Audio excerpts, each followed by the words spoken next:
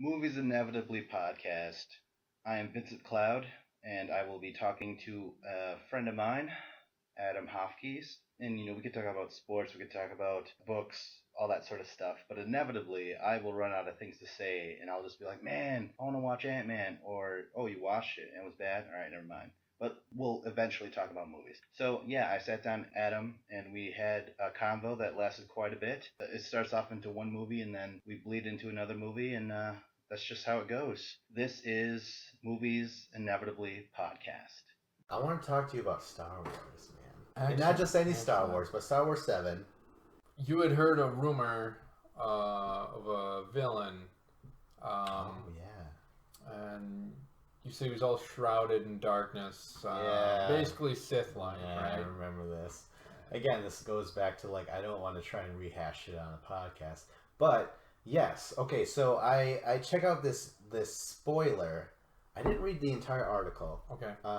Because I wanted to save it. But, anyways, it had this dark shrouded guy, already in black, like a Sith, and he's holding the shattered helmet of Darth Vader. Oh, see, now I've not seen that. Really? No. Well, that's cool, isn't it? Yeah. I mean, it sent me. Actually, no, I didn't care for it. The more I thought about it, as in, if that's canon, that's gonna send me chills. It didn't send me chills when I thought of the idea, Right. but I was like, if that happens in a theater where you're holding Darth Vader's helmet, Yeah. would that be on Endor then? Right? It would be, right? Yeah. Now that you brought that up, okay, you have not read any of the books, but I've read a lot of the books.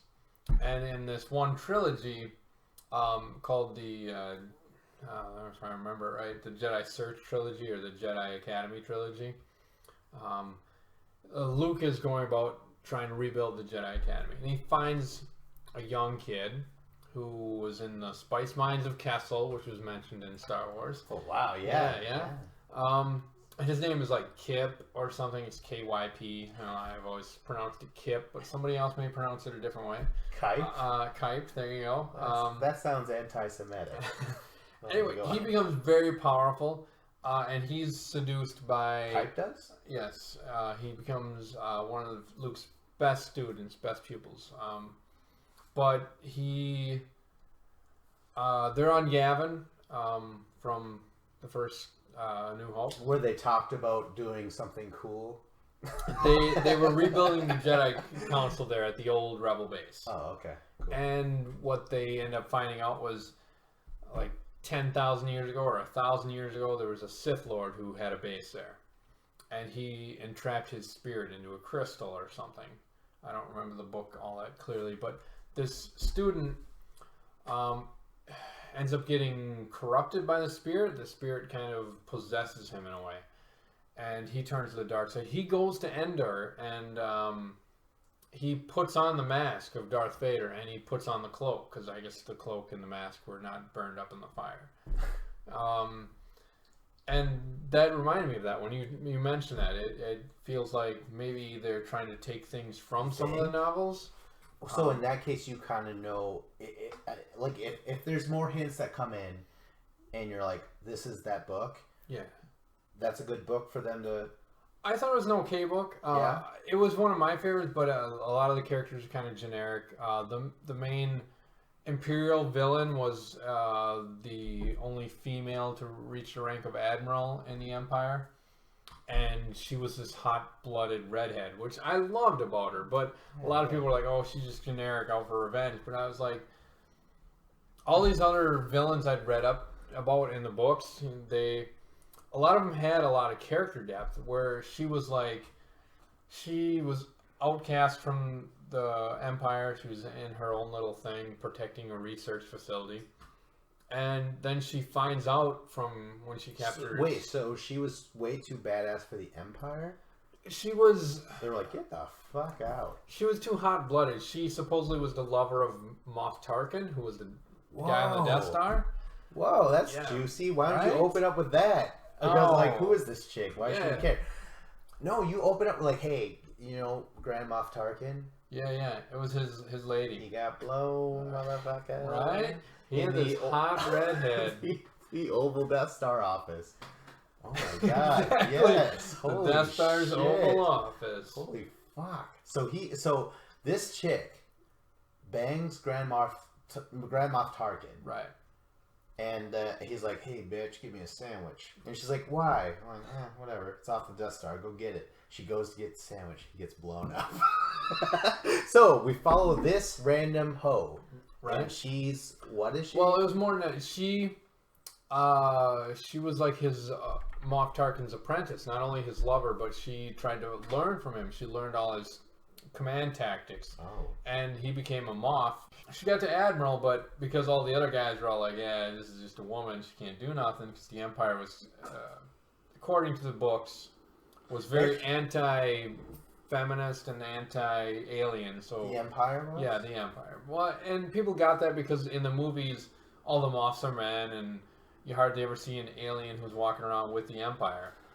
And I think that was more because of budget and the way things were in the 80s than the actual Empire. But and the books kind of made a spin on it that they were anti-feminine. That's cool. I mean, at the same time, it humanizes the Empire to where it's going to get muddy.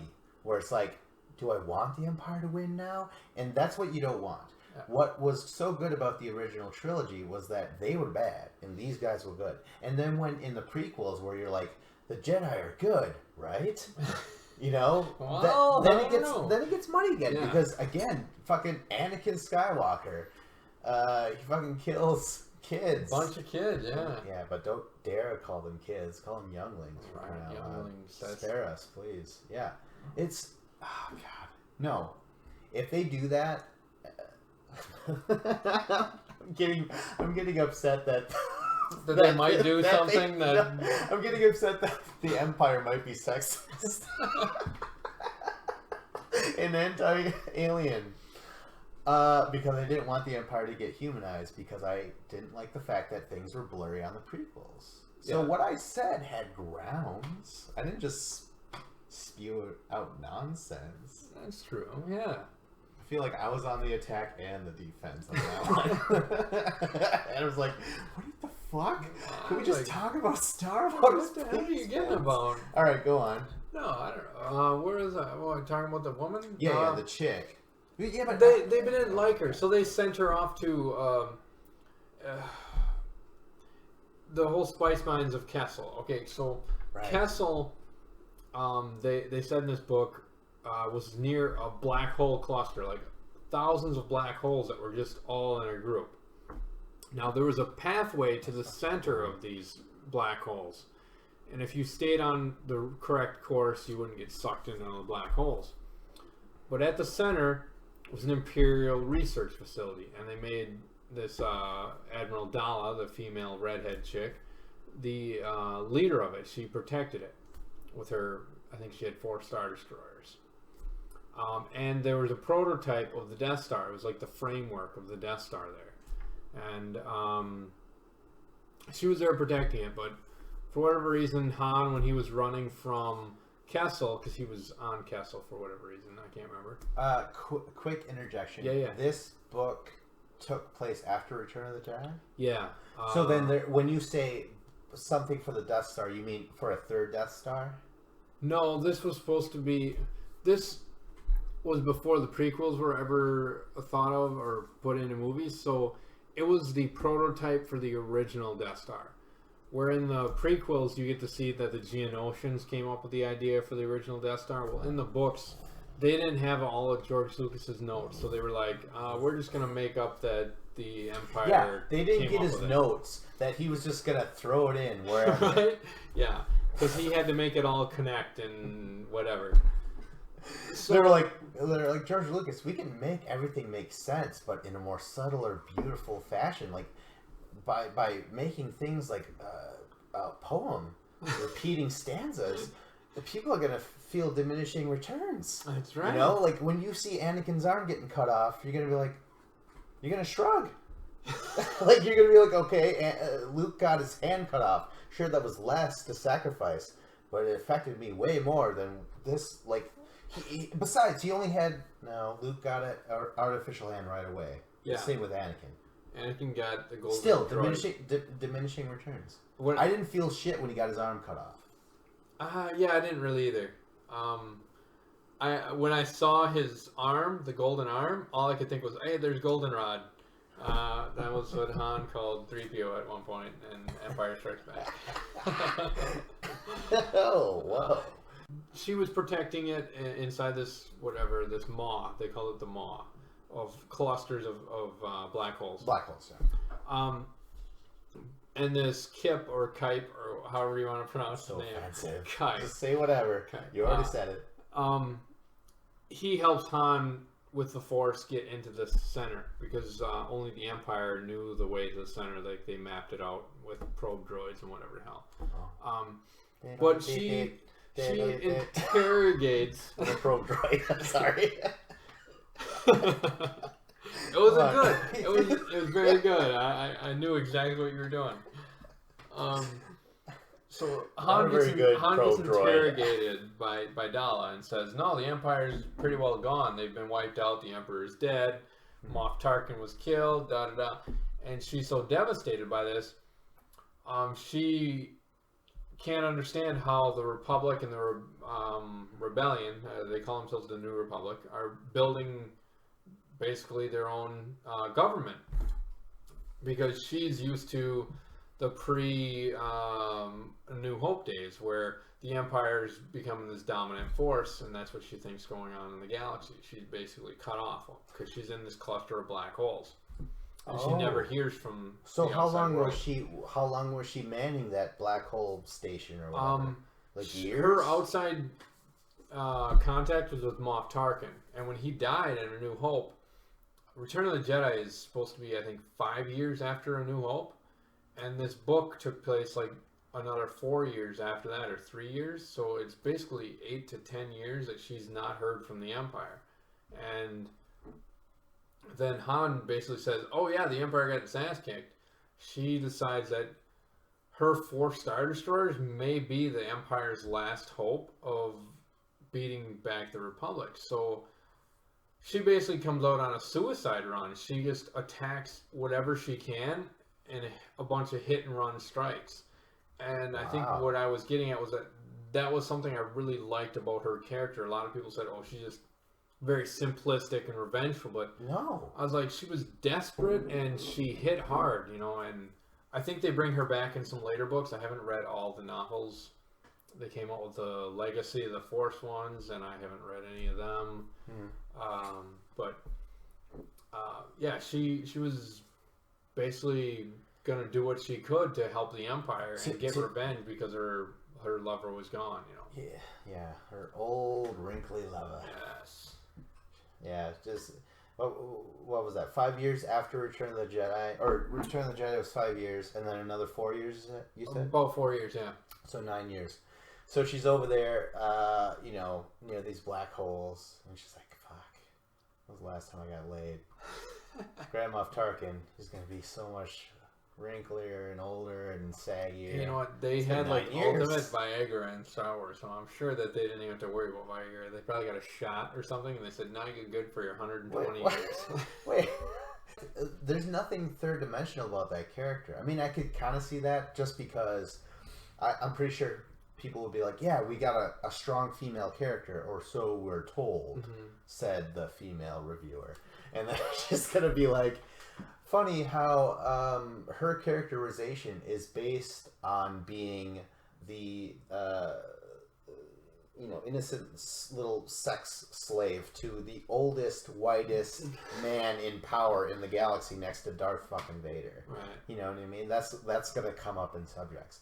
So, what does this have to do with Star Wars 7? Well, it all started because you said the cracked helmet, and yes. That was the character of Kip from one of the novels. And I was just she was another one of the villains in the novels. Wow, but spellbinding villain. Empire Strikes Back, Darth Vader, he was full of passion. Was he full of passion in A New Hope? No, he was just kind of standing there like, "I'm a fucking Jedi," or I was, you know. Empire Strikes Back, he was like, even in the opening scroll, they're like, he's obsessed with finding Luke. Right. He said that, something like that. Yeah. He was obsessed. Not only was he aggressive in the pursuit of them, but he was met with some defeats along the way. Like the first time where they take off in the Millennium Falcon and he's in the snow, he's like, "That's fucking cold." What? And then he's like, "Oh, I gotta charge back to my fucking ship and go back." And then they lose him in the asteroid. He's like, "Oh, fuck." And then people see him in without his helmet on. He's embarrassed. You get the feeling too. It's not his first time losing Luke. Like between A New Hope and Empire, it's supposed to be like 3 years. There's this 3-year gap. And there are a couple novels between there, but it feels like when he is searching, and they say he's desperate and he's firing off those probe droids, that they find Hoth base, and that one probe droid sends back a signal or whatever, and what is it, Admiral Ozzel or some random admiral that gets choked to death later. Admiral Ozzel? He's like, "It's an old code, sir," or something. Oh no, that's not. That's Return of the Jedi. What the hell am I? Yeah, I was gonna say no. That's something else.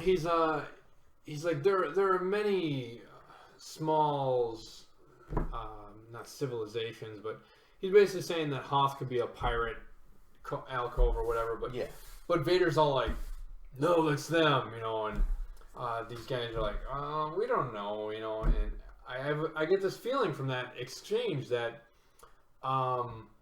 Vader's become so desperate that he's probably pointed his admirals in other directions, saying, "Oh, that's them." Yes, and he's told everyone. Yeah, this is it. We're going, and then they go there and they find, "Oh no, Luke's not there. It wasn't the main rebel base." And they're like, "Darth Vader, you."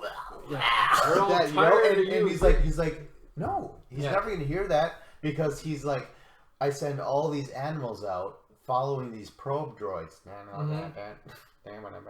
And then either they show up with something or they don't. So you get 10 admirals coming back, and one guy's like, "Dude, I found something." Yeah. Like, "Okay, turn around." And he chokes like kills the other 9.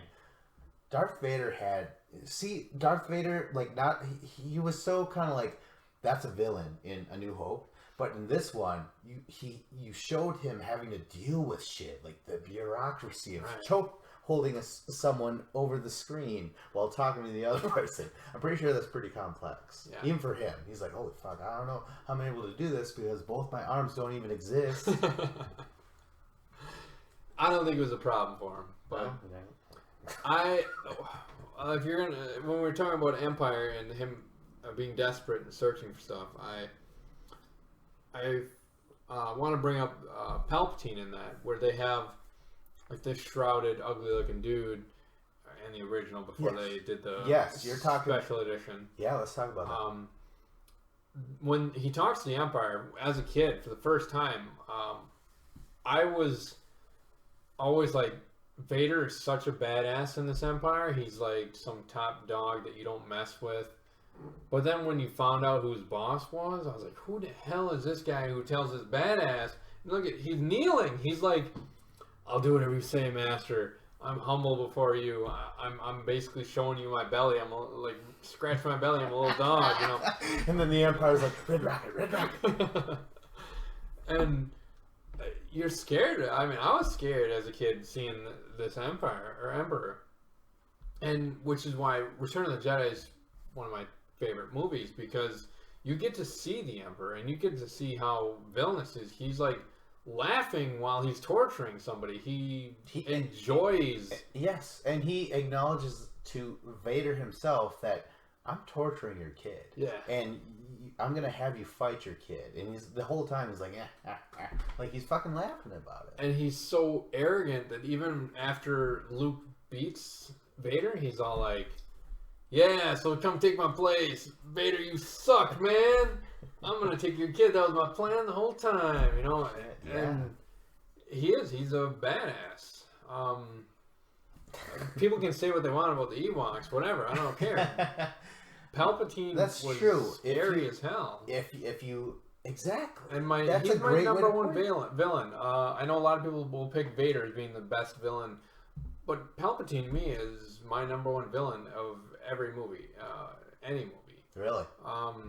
I know lots of people will say Hans Gruber too from Die Hard, but I like, as much as I loved him as a villain, Palpatine is the villain I think all villains need to live up to.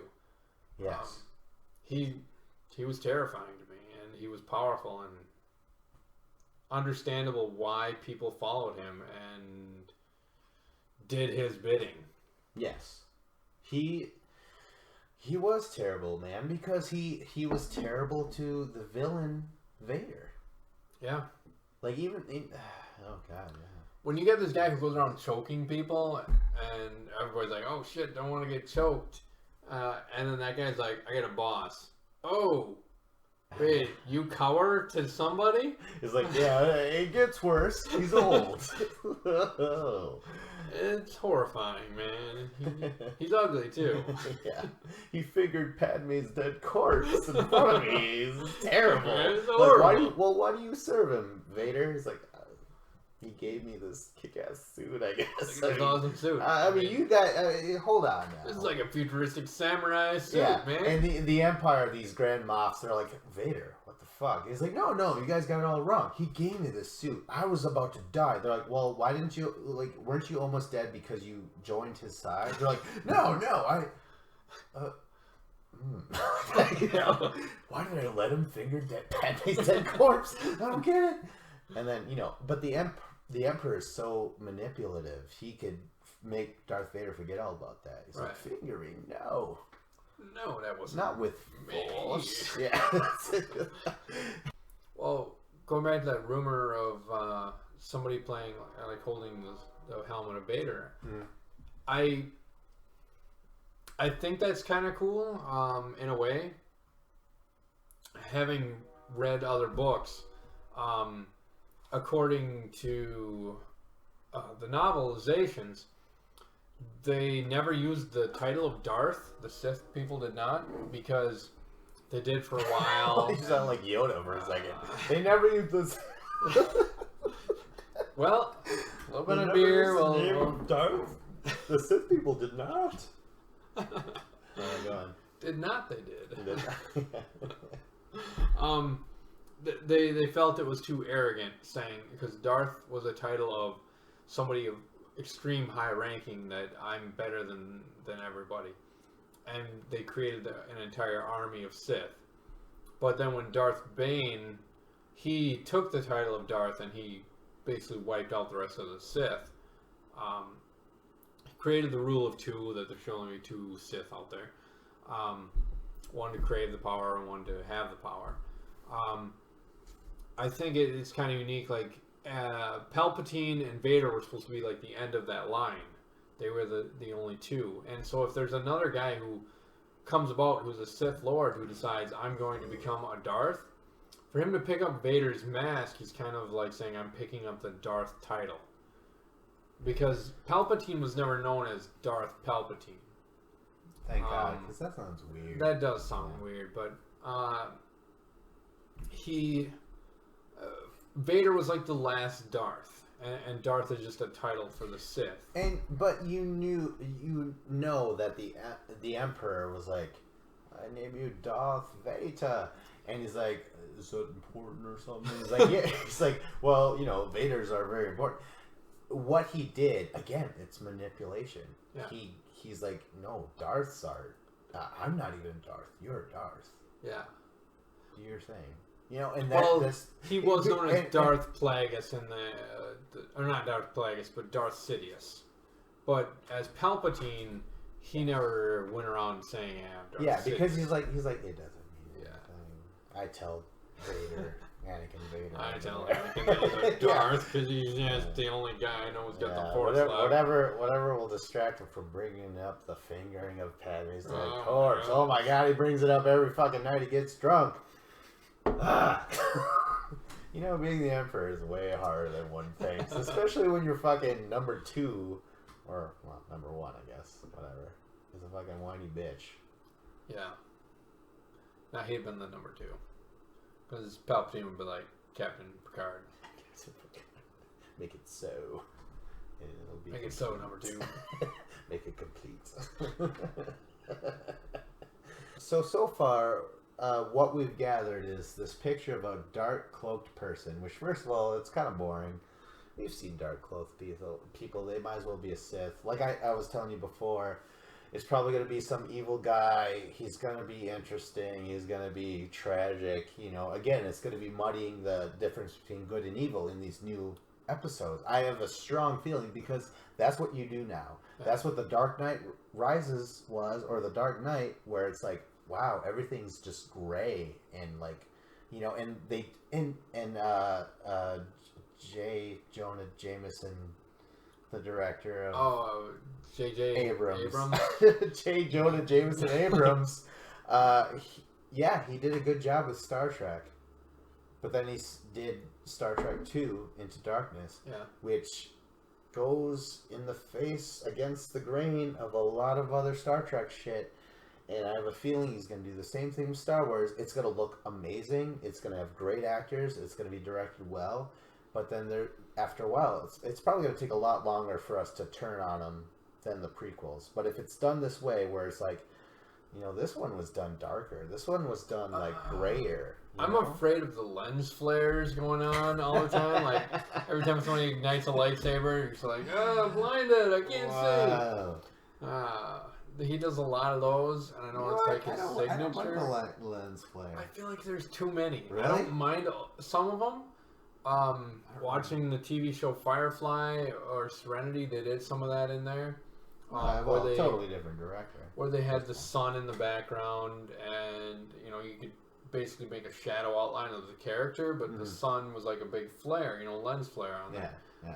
But it happened in one scene. It wasn't like everywhere you walked, every light was like shining some sort of flare off at you. I don't know. I'm a little worried and concerned about that, but I think I feel like my concerns are a little bit more deeper than that. Yours seem to be that's only cosmetic. Skin deep, yeah, perhaps. That is true. That's as skin deep as a flare could be on one's skin. Like honestly, I don't like everything's gonna look cool from now on. Everything's gonna look sleek. Everything's gonna have either the lens flare, it won't. It's gonna be quick cuts. It's gonna be that sort of shit. Like what we want, or what we're used to, or where everything's going. It's cool. It's stylized. It's slick. All that stuff. That doesn't mean anything if it's not a good story. If it doesn't capture us in a story where it's like, oh man, this is cool, but it's almost like you've heard it before because it's just a true story. You go with it and you're like, awesome. After Star Trek, I liked it. First Star Trek. Star Trek 2 lost me completely. You've seen the Red Letter Media one, right? Where they talked about it? yes. I agreed with a lot of that, and I watched that movie one time, and I felt all that stuff. I've also seen the How It Should Have Ended for Star Trek 2, which is pretty funny too. What was that? Well, because in Star Trek 2 they make a teleportation device that can teleport across galaxies, basically. Like they were able to teleport to that one ship. Isn't that basically Sky's invention from the first one? That was... I mean, in terms of story device, isn't that the same thing? Yeah, it was a it was an extended distance teleportation, which in the original TV series and the original planet, they could basically teleport down to a planet or ship to ship if the ship was close enough. But in the second movie, they're able to take it and they're like, oh, we can teleport to that ship even though it's in light speed and it's 10,000 galaxies away. That was the first movie. Was that the first? That was the first one. I mean, the first remake where they're like, this has always been a problem. It has to be within a certain range of the planet to transport. And if you're running, it's fucking impossible. You gotta stay put. In the first movie, they're like, I think if I switch this up, we could catch a fucking speeding ship. Oh, alright. Well, in this How It Should Have Ended episode, they make fun of how movies should have ended. They pick out a more logical explanation. So they say how it should have ended for the second one was basically Kirk is all running up and he's excited. He's like, oh, I'm ready for our next mission. We got a 5-year mission. We're going out to the galaxy to explore new worlds. And he gives the whole Star Trek mantra of go where no man has ever gone before thing. And they're like, no, didn't you hear? They've canned it. He's like, what? Why would they ever do that? He's like, well, my teleportation device can basically teleport us there in an instant, so we don't need a ship to fly us there. And yeah, so that's about that. And then McCoy comes up and he's like, God damn it, I'm not a doctor anymore. And they're like, what? What happened? He's like, well, it turns out that Khan's blood is basically making everybody immortal, so we can't die. And we've replicated it, and we're giving it to everybody. So I don't need a doctor, you know? They don't need doctors. Okay, well, with all that being said, J.J. Abrams, people looked up to him. They're like, wow, you did it for Star Trek.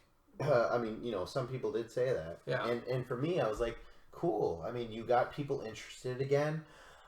However, I was just like, the second movie should be about what Star Trek actually is about. Exploration, uniting, you know, species and shit, you know, making connections. It had a huge message about mankind working together. Yeah. That was the whole point of the casting of the original show. Yeah. Yeah. The chick who played Uhura. Uhura or Uhura? It's Uhura. She was basically the first black woman to get a major role on a regular television show. Yeah. She wasn't the main character, but she was a part of the main cast. Yeah. And there wasn't too many women. And who it was black. in color. Yeah. Yeah. So everybody knew, and a lot of young black kids were like, "Hey, look, there's a black person on TV. She's playing a major role. Was she the interpreter or the communications officer or something to that effect? She was always on her Bluetooth. That's all I remember. Right? Yeah. So that's why I figured she was communications. She's like, hold on, please. She blows on her Wow. That took a racist turn there. Yeah, really. I just spat in Ron Berry's fucking face. Right, but then they had the Asian guy, George Takaki, who played Sulu. Yeah, he was Takai. George Takai. Really, I totally messed his name up. Takaki. Where the hell did I get that from? George Bukaki. Oh my god. He wouldn't be opposed to that name now. Oh my. But anyway, he was there. Yeah, he was one of the main officers on the original. Yeah. So yeah, they. What did he do exactly? Did he drive? He was the pilot, the actual like physical pilot. I believe he might have been, because that's what Harold and Kumar guy, Harold. Yeah. He looked like he was just the pilot because he was always like that, and then he'd fly. Right. That's all Sulu was too. Yeah, Sulu he typed in the coordinates, did all the whatever calculations they have to do to get to light speed. He was Japanese. Yeah. Right? Yes. And wasn't the whole point of that is because we were uncertain and uneasy with the Japanese? I think it was just to have a racial diversity. I thought it was specifically, I heard Ron Baer was like, he needs to be Japanese. That's like, I don't know. Or maybe he preferred that. He was supposedly, was he also ninjutsu or samurai trained? In the original TV shows. So I remember him. I've heard it referenced sword. enough where I'm like, okay, I guess so, because that's why they justified him having a sword in the remake. Yeah. Okay. Yeah. I think so. Yeah. Yeah. No, I liked the idea of it, and supposedly there was like no concept of money in the Star Trek universe, but then if you watch the later TV series like Deep Space Nine and all this other stuff, they talk about platinum and whatever else they have means of paying people, and commerce is still around. But now when you bring up these other shows of Star Trek, was there a show where it was about a ship, just one ship, and they were like stranded? That would have been Voyager. That's Voyager? Yes. What's the idea of Voyager? That's what is it? It's a smaller class ship. I think they call it an Intrepid class. I don't remember if it was made for warfare or made for some specific reason, but they went out to some sort of base on the edge of known Federation territory, and they got hit by some sort of I want to say like a wormhole wave. It was like a wave that rippled through time, and it knocked them basically from what they called the Alpha Quadrant to the Delta Quadrant, or I don't know, some other quadrant in space. Like, if what the Federation owned was this big, the other side of the galaxy was like this big, and they basically got knocked to the other side of it. Wow. They basically said at our maximum warp speed, which was, I remember, 100 sometimes faster than the speed of light, it would have taken them 75 years to get back to Federation space. Wow. So they spent the whole time heading toward Federation space, trying to make allies, and then also trying to find wormholes and faster ways to get back. No, but what I was going to say is, like, logistically, you're 20 years old, you don't have much say. By the time, say you're 30, maybe then, if you've worked up through the ranks, or just matured in your mind, you'd be like, why are we doing this? Right. Honestly, I joined when I was 20. I was fucking hungover. Like, we fucking partied, the other night. That was the last time I had fun ever, guys. Yeah. Like, we don't stop. We don't enjoy anything. We're just always trying to get back. By the time I get back, I'm going to be too old to care for any of this shit. Yeah. I feel like I'm just talking from my own personal experience. I don't want to fucking spend my entire life on a goddamn spaceship. That's for goddamn true. I think that's probably true, yeah. I think it would get pretty boring. I mean, even with a holodeck, you can only spend so much time on it, right? What can you... Holodeck, huh? A holodeck would be pretty awesome. You can recreate anything, as in, like, Matrix type of shit? Like, Woman in Red? Yeah, you can make a Woman in Red. Their holograms were... I think they were physical, because in Voyager they had a holographic doctor who basically could pick up tools and do operations on it. Is that bald guy? Yes. He was in Star Trek First Contact. Is that just because he's a generic hologram doctor? It could be. I don't remember him in First Contact. First Contact, no. I love that movie. That was cool. I thought it was a pretty good movie. I mean, that was one of those very few Star Trek movies I'd seen in theaters. But you remember then in that movie, Picard goes to the holodeck and he takes all the safeties off and he's able to use his Tommy gun to mow down some Borg, which was a very cool scene. I played with some girl from work a long time ago, and she's all like, I am the best Need for Speed player ever. I beat all my friends, whatever. Like, shit, alright, I've never really played Need for Speed before. But we did like this drag race, so the whole point is just get to the end of the race fastest. She comes up and she's like, alright, get ready to get your ass kicked. So I take my little joystick on my remote control and I jam it to the right and I slam my car into her and I just run her off the road and I take off. And she's like, what the fuck, Adam? You're like the nicest guy in the world I've ever met. And here in video games, you're like violent. I gotta win. If you're the best there's ever played, then I've gotta win. And I'm gonna do it how I know how to win, right? Oh wow. You know what? That would happen, man. That would happen to you. You say you were born in Zion, whatever. Yeah. But you decided to put a plug in your head and you go into the Matrix, and then there come some agents. You fucking whip out your gun, you shoot them dead. And the chick is like, what the fuck, Adam? You're like the nicest guy in the world. I mean, Zion. Right? And in the Matrix, you're fucking psychotic. You're crazy. What are you doing? You cut people's heads off with a machete. Oh my god. Fuck. Jesus Christ. When I ask for guns and weapons, I mean, they're just guns. I mow them down. But you ask for machetes and fucking... fucking the difference tools? is, if I was putting in the Matrix, I'd be like, where's my lightsaber, man? I'm sorry, I need a lightsaber. Right? That was something they didn't have in the Matrix. And who would not think of that? Oh, yes. No, see, that's what I wanted the Matrix 2 to be. Regardless if it was called Reloaded or what. To me, the first Matrix opened up an entire world of possibilities. Right. And at the very end, when he's like fucking flying, you're like, holy shit, anything's possible now. So, before the second one comes out, we get a string of Animatrixes. Have you watched those? I've watched them once or twice, yeah. They're cool. They're not Some great. are very. I love the style of them. Yes.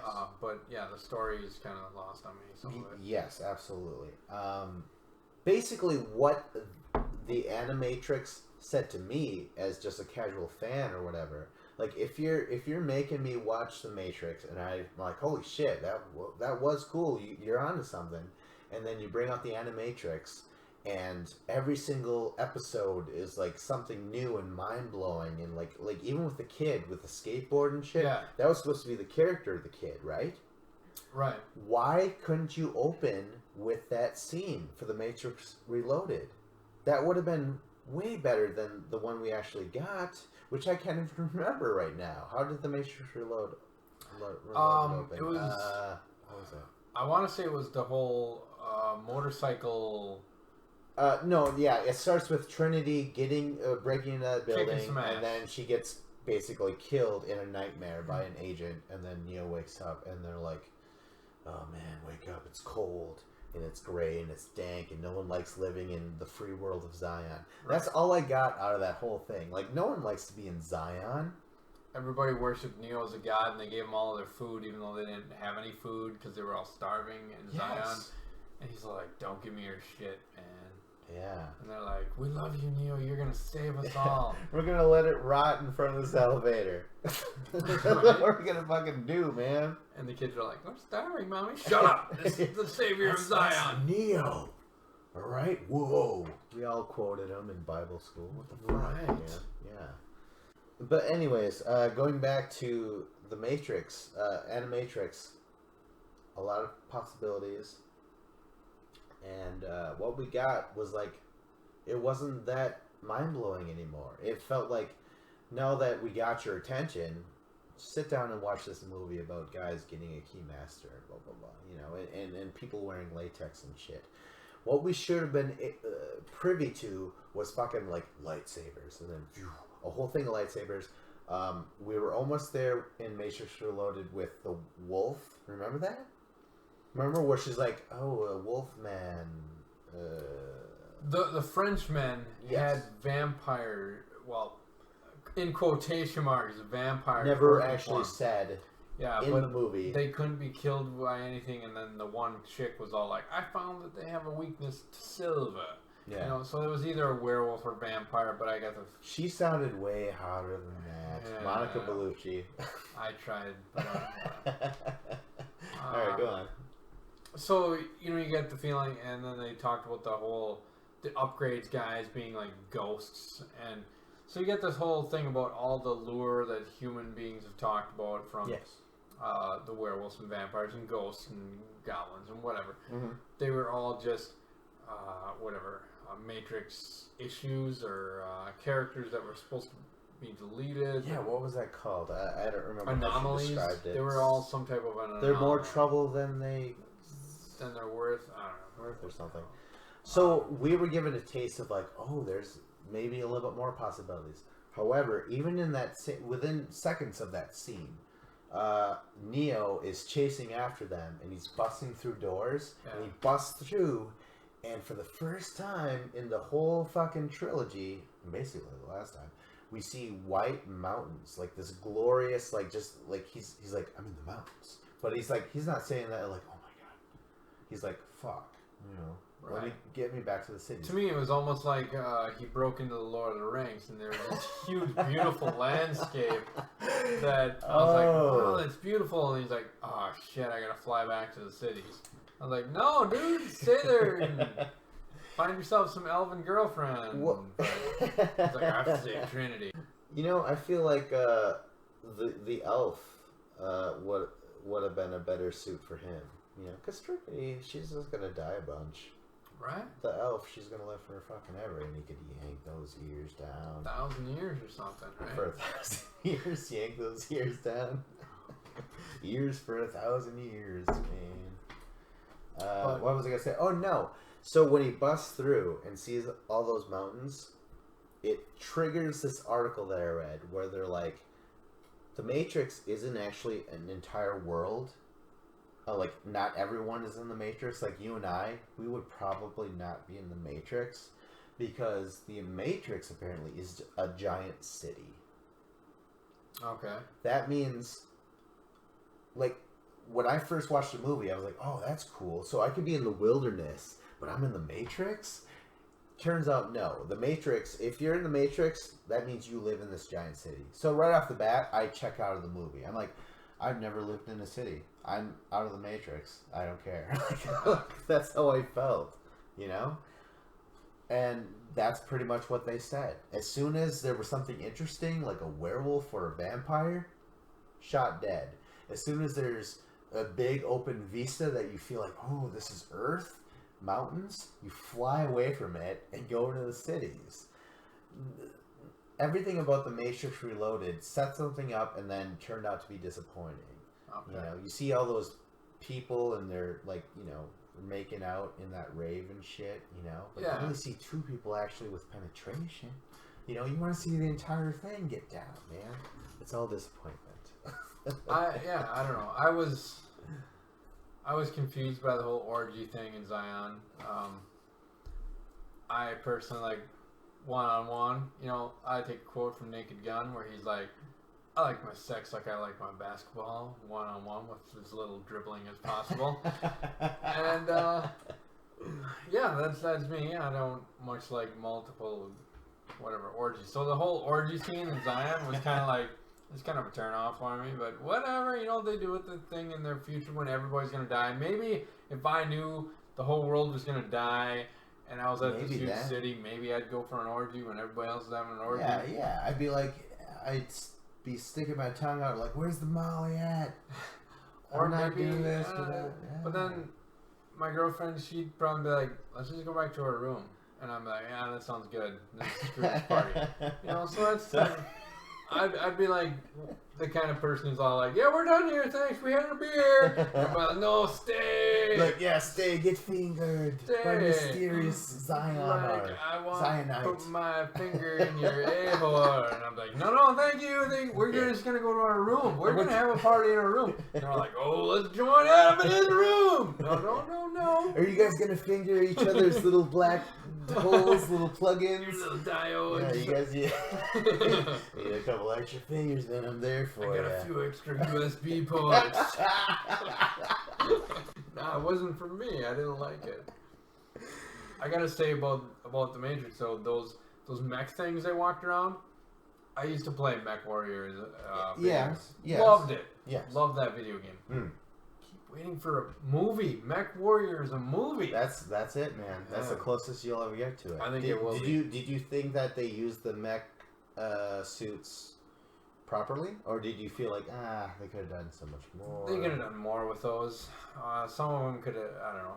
I just felt like they were giant load lifters from Aliens with machine guns on them. Exactly. If it had okay, imagine this, man. Had they been those load lifters, as you like to say, from Aliens, say they're all yellow. You know, they got the fucking blinking the lights light on top. Right off the bat, that's cool looking. Because fucking color scheme. I mean, come on, producers. Okay, you got these bluish, grayish, fucking crazy, wiggly armed machines coming out from the ceiling.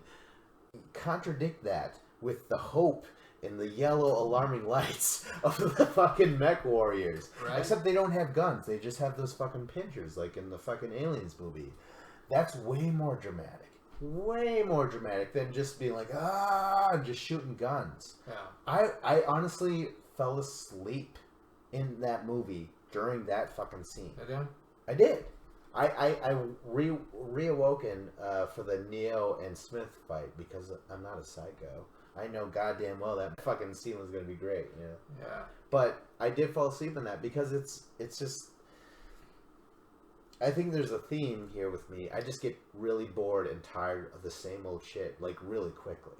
You know, like, that's why I'm like, stimulate me. Here I am, entertain us. Nirvana.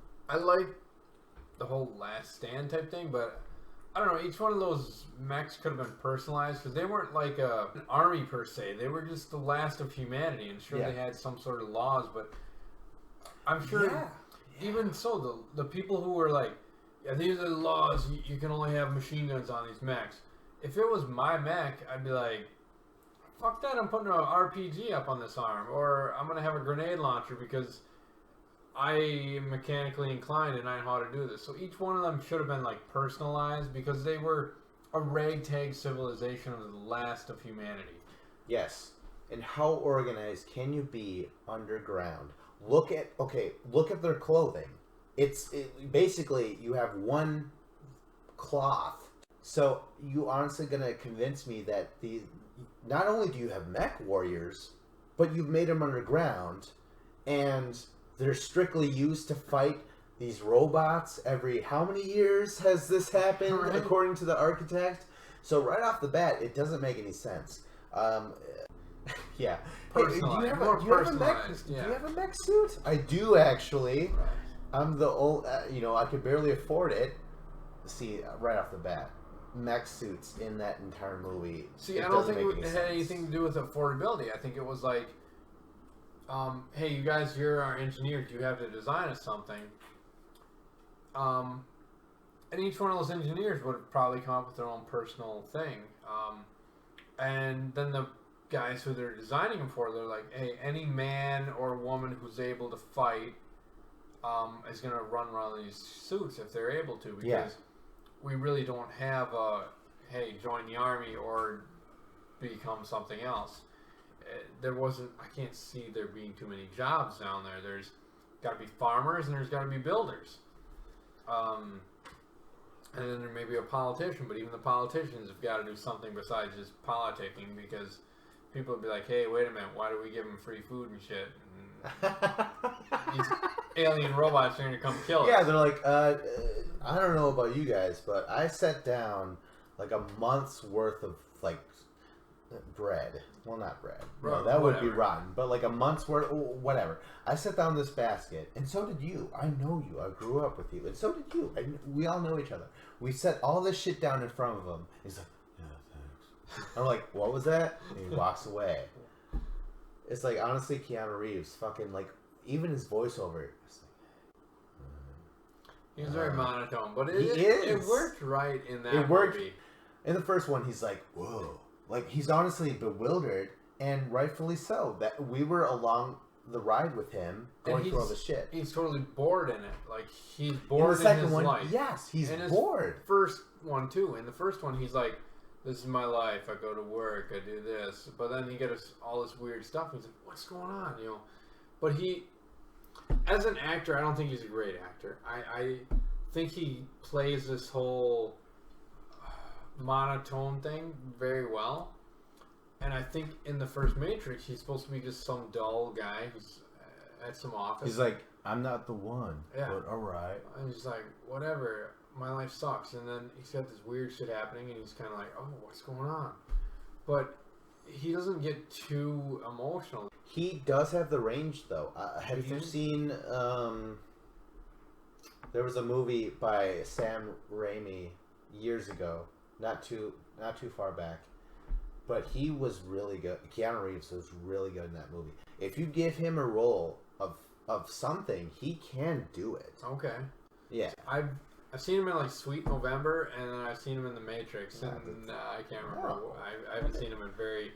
Oh, Why would you take Bill it- and Ted's Excellent Adventure? You know, I saw him in that. That was some amazing Oscar performance right there. Don't take anyone in Sweet November seriously. You can't take their performance seriously. You think he took his performance seriously in Sweet November? It was- He's like, who do I get to make out with today? Charlize Charlize Theron? Cool. I'm just gonna like emotionally check out for the rest of these scenes. Like, why would you want to? I actually thought it was a pretty good role. You know, I thought he did all right. What? You did? I Really? thought No, I mean, I don't see a lot of romantic movies or romantic comedies, but I thought that one was pretty good. And now that I'm living with my girlfriend. I see more of them. Some of them are just garbage. I ain't gonna lie. Oh, I thought you were Garbage, gonna be but- like, now that I live with my girlfriend, I want to be a lot more romantic. No. And a lot more funny. No? Yeah, None of that? No, my life, as I was probably saying earlier, I think is a romantic comedy. But yeah, no, it's Yeah, but are you the if your life is a romantic comedy, are you the one making it romantic, or are you the comedy part? I think Think about I that. bring a little bit of both. And there you have it. We started off with talks of Star Wars 7, got into the book origins a little bit, went into Star Trek, ended up in Zion of the Matrix. I mean, this is how it goes. This is how episodes will be. So if you like what you heard, like it, share it, subscribe to the channel. I also do another thing where I talk exclusively about the MTV Real World versus Road Rules Challenge. So yeah, imagine how I am, but talking about this little show that no one seems to know is such a great gem. But we'll talk about that more on that show. This is Vincent Cloud, and you heard Adam Hofkes. Stay tuned for the next episode where we will be discussing, you guessed it, movies. Inevitably.